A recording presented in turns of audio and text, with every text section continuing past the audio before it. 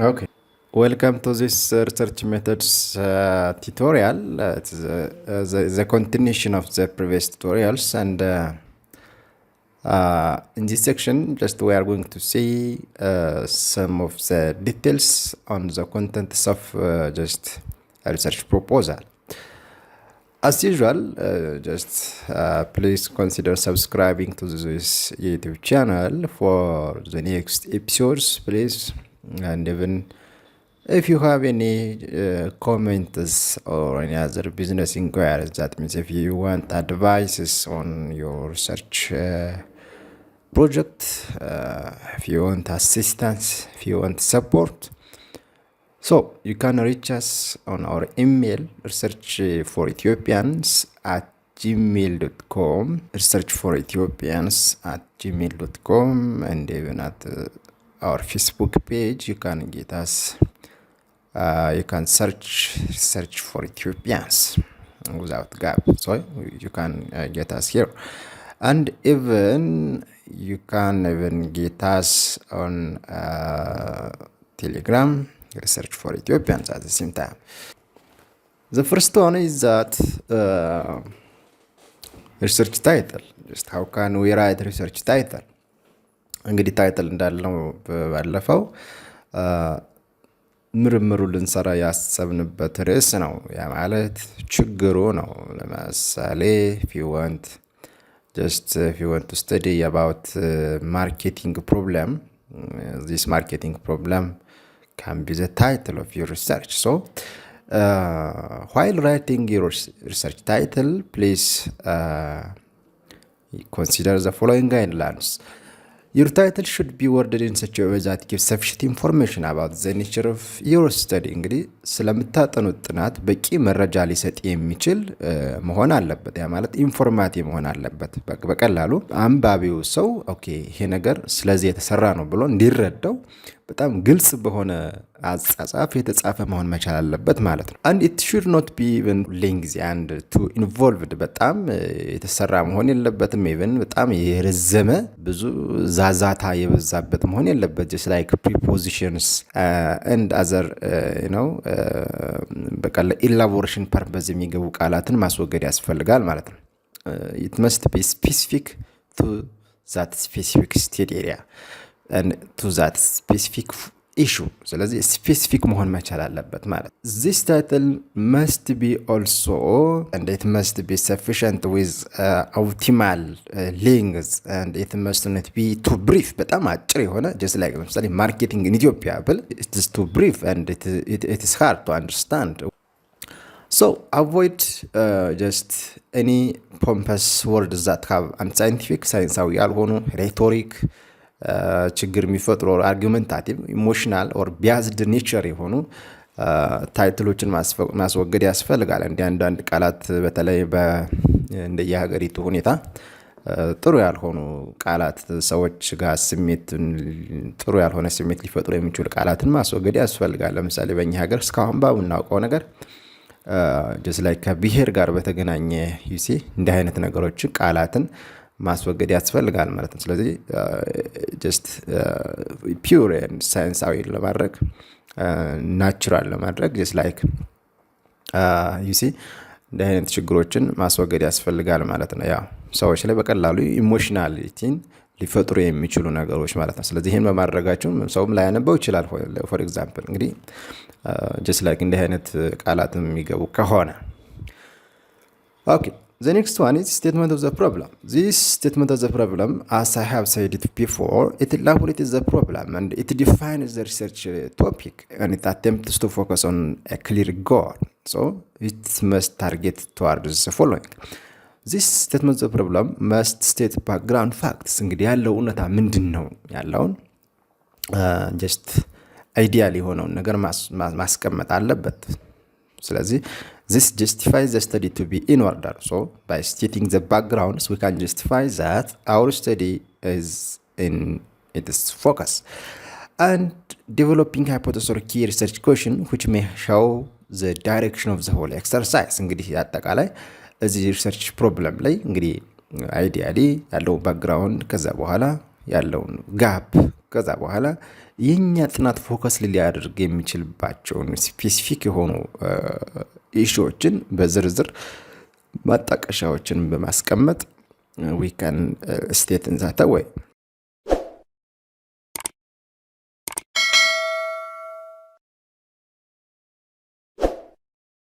The third one that I want to show you is research questions and research objectives. So this states the major and specific objectives. እንግዲህ ስንጽፍ we must have the title as objectives of the study, and for example, if it is 3 objectives of the study, 3.1 we can say general objective, and 3.2 we can say specific objective, and 4 we can say research questions.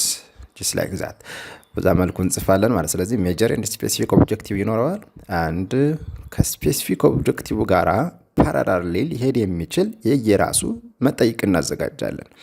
ሴት ኩዌሽንስ ዛት አድሬስ ኢች ሪሰርች ስፔሲፊክ ኦብጀክቲቭ። እንግዲህ ይህን በቀጣይ እንዴት ፓራላል ማድረግ እንደሚቻል አሳያችኋለሁ። ሶ ሪሰርች ኩዌሽንስ አስ ዩዛሊ እንግዲህ ሃው WH የሚባሉ መጠየቂያ እንትኖችን ቃላትን የምንጠቀምበት ነው። እንደዛ አድርገን ሃው just like this, what just like this እንደዚህ እያደረግን መጠይቆችን ማዘጋጀት እንችላለን ማለት ነው። ኦኬ the next one is just literature review. ሊትሬቸር ሪቪው እንግዲህ ከጥናታችን ጋር የተገናኙ መጽሐፍትን አንብበን ጀስት እነሱ ጋር እያያዝነ የጥናታችንን መነሻና መድረሻ ያወዳደርን አብረን የምናስቀምጣቸው የመጽሐፍትን የመጽሐፍቱ ያነበብናቸውን ቁም ነገሮች የምናካትትበት ሴክሽን ነው ሊትሬቸር ሪቪው። you may have theoretical review or theoretical framework. እንግዲህ ይሄ ማለት ምንድነው? እንግዲህ ልንሰራ ያቀርነው ሪሰርች ካለው ነባራዊ ሁኔታ አንፃር ከመጽሐፍት እንዲሁ ቲዮሬቲካሊ ካሉ ዶክመንትስ ጋራ ሪፈር በማድረግ ያገኘነውን ቁም ነገር የምናካትትበት ነው። አለያም we may have empirical studies, empirical framework የሚባለው ማለት ነው። empirically ከዚህ በፊት የተጠኑ ጥናቶችን ስለዚህ where is the gap የሚለውን ለማስቀመጥም እንዲሁ even to avoid risk of duplication እንግዲህ ተደጋጋሚ የሆነ ስራ እንዳይሰራ እንግዲህ already studied የተደረገ ጥናት ከሆነ you may not need to do that research። ስለዚህ ተደጋጋሚ ሪሰርች እንዳይኖር ለመከላከል ሊትሬቸር ሪቪው በጣም ይጠቅማል። ስለዚህ we may have theoretical that are non-empirical studies, or we may have empirical or other literature or other research studies. ስለዚህ እነዛንን በማንበብ ከዛ ያገኘነውን ቁም ነገር የምናካትትበት ሴክሽን ነው። The next one is significance. In here, your research or your next study must have a significance or importance on the existing policy, on the existing academic situation or academic knowledge, and on the existing awareness. ስለዚህ awareness creation ላይ this study or your study must have a role on that. So the researcher must establish the justification for the need or the importance of the research. ስለዚህ ለምን ይጠቅማል የሚለውን just like if it is worthless, we don't need to do that research.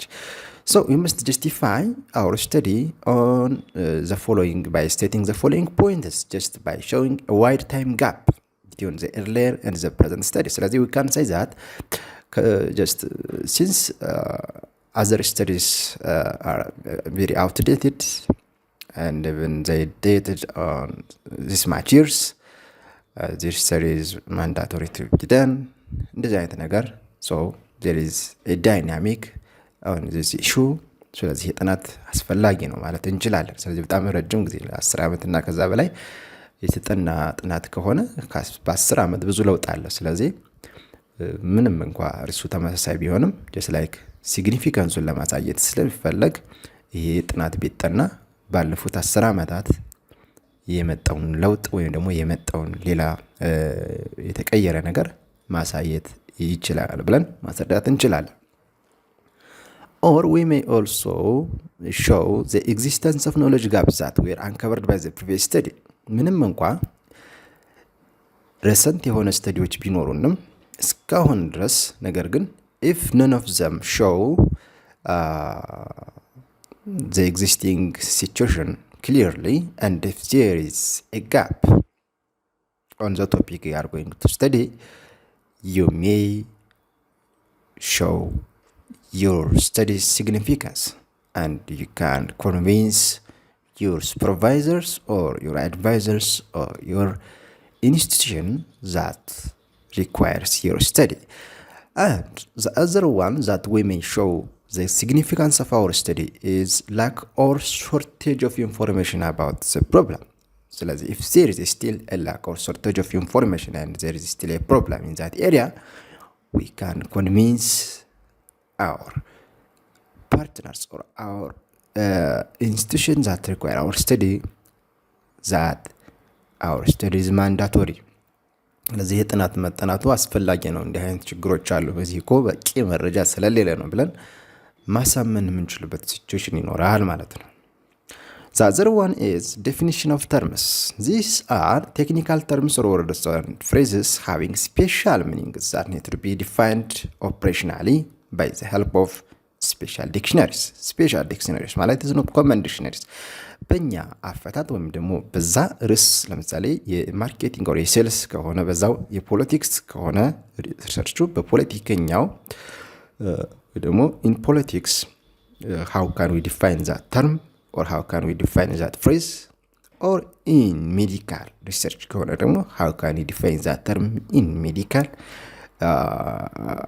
academics ብለን just like በዛ መንገድ የሚሰጣቸውን ትርጉም if our study is a legal study, we must define that term according to the legal dictionaries. just like that እንግዲህ በየሲቹዌሽኑ የራሱ ስፔሲፊክ የሆነ ዴፊኒሽን ስላለው ያንን የምናስቀምጥበት ነው ማለት ነው።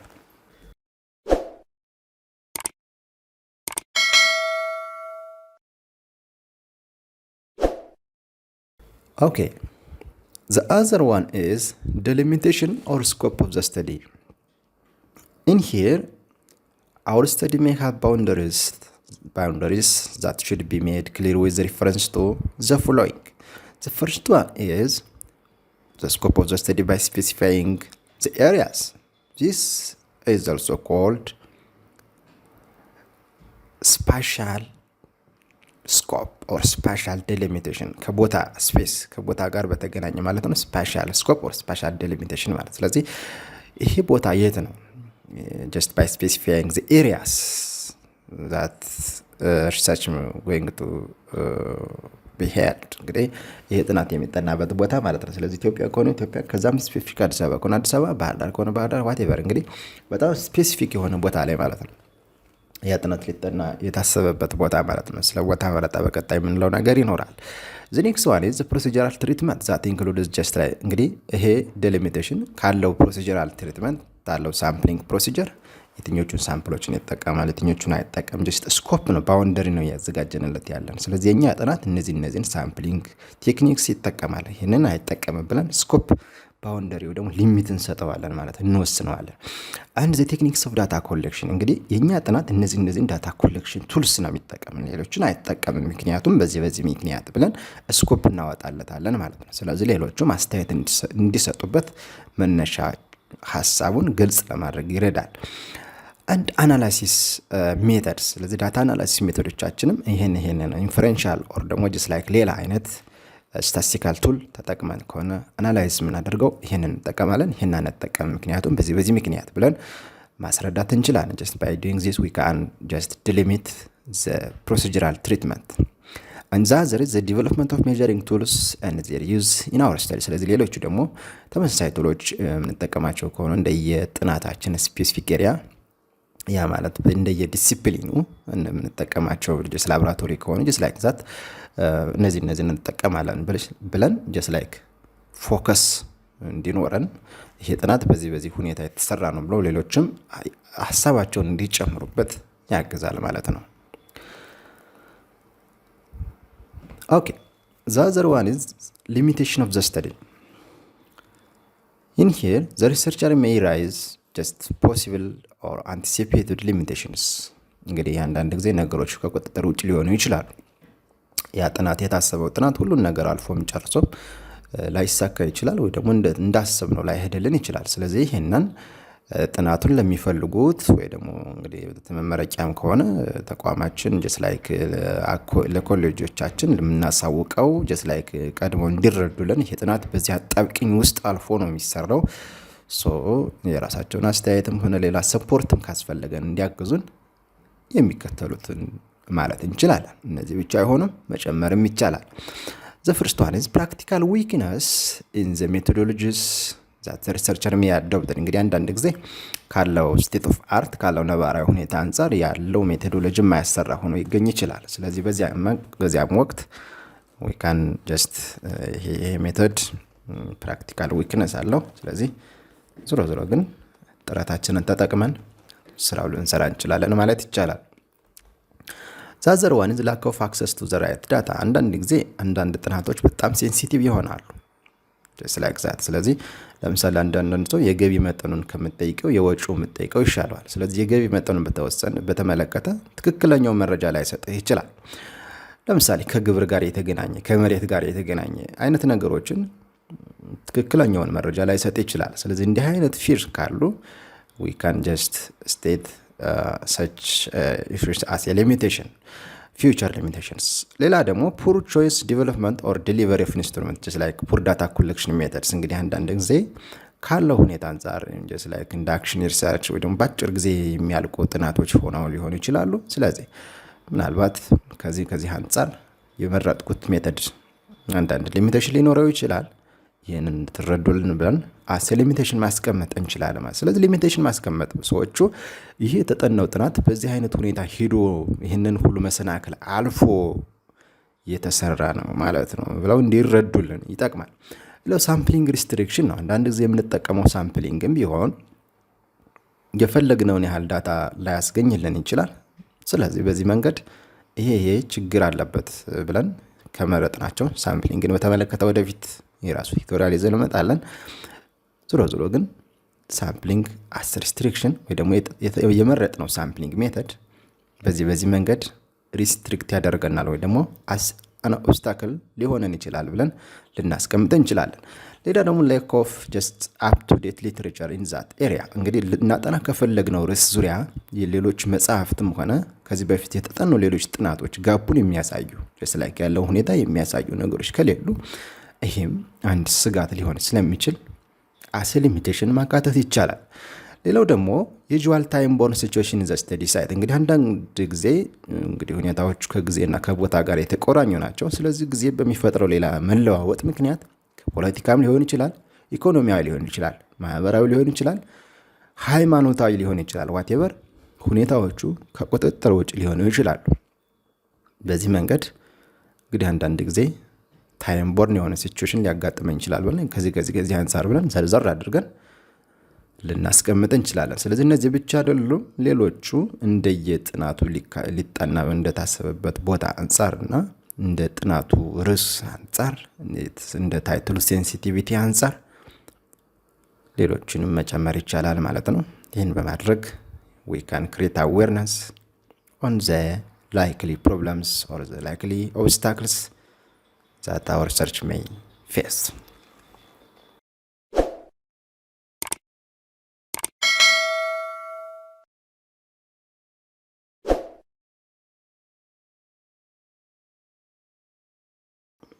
The next one is methodology. እንግዲህ ሜቶዶሎጂ as the heart of research የሚባለው ነው። whatever እንግዲህ ፕሮብለሙን ከተሰራ አይደንቲፋይ ከተደረገ በኋላ ታይትሉ ከተቀረጸ በኋላ whatever ሜቶዶሎጂ በጣም ወሳኝ ነው። እንግዲህ አንድ ጥናት ሪሊያቢሊቲ የሚወስን ሜቶዶሎጂ ነው። if we follow the exact or the reliable methodology, our study may become reliable and acceptable by many individuals or many scholars. በሰዎቹ ተቀባይነት እንዲኖረው ሊያደርግም ላያደርግም የሚችል የሜቶዶሎጂ አመራረጣችን ብቃት ነው ማለት ነው። በሜቶዶሎጂ ላይ ሌሎችም እናካትታቸው ነገሮች አሉ ላይክ ሳምፕሊንግ አስ ኤ ፓርት ኦፍ ሜቶዶሎጂ ነው። ስለዚህ ሪሰርች ፕሮፖዛል ሹድ ክሊር ኢንዲኬት ዘ ፖፑሌሽን እንግዲህ ሳምፕሊንግ እንግዲህ አታውቁ ካላችሁ ወደፊት ራሱ ቱቶሪያል ዘን እንመጣለን። አክቹአሊ አበዛኔ ራሱ ቱቶሪያል ያን ያው ተከታተሉ just like full information about research ታገኛላችሁ የሚል እርግጠኞች ስለሆነ ነው። ሶ ፖፑሌሽን እንግዲህ አጠቃላይ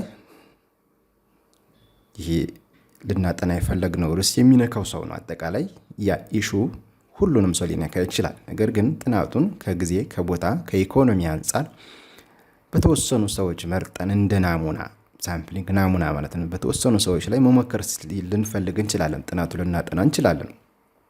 እንግዲህ ልናጠና የፈለግነው ርዕስ የ1000 ሰዎች ችግር ከሆነ 1000 ሰዎችንም ቢሆን ከነሱ መረጃ ማግኘት ሊቸግረን ይችላል። እንግዲህ ገንዘብ ሊፈጅብን ይችላል፣ ጊዜ ላይበቃን ይችላል whatever። ስለዚህ ሳምፕል እንመርጣለን። ስለዚህ በዚሁን ወቅት we must indicate the population እንግዲህ ማን ነው እነማን ናቸው? በስራ ዘርፍ ነው? በጾታ ነው? ወይስ በቦታ ነው? ወይስ በሚከተሉት ሃይማኖት ነው? ወይስ በሚከተሉት የፖለቲካል አፊሊዬሽን ነው? ወይስ በሚሰሩበት ቦታ ነው የሚለውን ፖፑሌሽኑ ይሄ ነው ብለን መጥቀስ ያስፈልጋል። ከዛ በኋላ ሳምፕሊንግ የራሱ ፕሮሲጀር ፎርሙላ አለው። እሱን እንሰራለን ነው በቀጣይ እነዚህን ያህል ሰዎች መርጫለሁ ከ1000 10 ከ1000 100 based on this formula based on this approach ብለን ገልጸን የምናስቀምጥበት ነው። ስለዚህ ፕሮሲጀር ሲባልም እዚሁ ሳምፕሉን ከፖፑሌሽኑ ስንመርጥ የተከተለውን ፕሮሲጀር ማለት ነው። እዛ ጋር ሳምፕሊንግ ፕሮሲጀር አለው የራሱ እንደምንጠቀመው የሳምፕሊንግ ታይፕ የራሱ ፕሮሲጀር አለው። the next one data collection tool just we must show just የትኞቹን የመረጃ መልቀሚያ ዘዴዎች ነው እንግዲህ እነሱ መረጃ መልቀሚያ ዘዴዎችን ወደፊት ይዘን እንመጣለን። ከነዚያ መካከል መምረጥ ነው። ሜቶድ ኦፍ ዳታ አናላይሲስ ብዙ አይነት ዳታውን የምንተነትንበት የተለቀመውን ዳታ የምንተነትንበትና ወደሚጠቅም ኢንፎርሜሽን ልንቀየር የምንችልበት ሮውን ዳታ ወደ ኢንፎርሜሽን ለመቀየር ዳታውን አናላይዝ መደረግ አለበት። ስለዚህ ከነዚያ መካከል የምንጠቃቀሳቸው ሌሎች ሜቶዶችንም መዘርዘር ያስፈልጋል።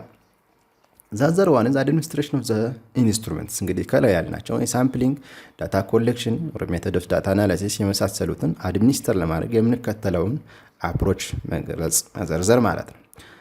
and the next is organizational structure of the paper ነው። እንግዲህ ይሄ ደግሞ እንግዲህ ፋይናል ፔፐሩ በምን መልኩ ነው ስንት ቻፕተር ይኖሩታል ያንዳንዱ ቻፕተር ስለምን ያወራል ሚለውን በዝርዝር የምናስቀምጥበት ነው።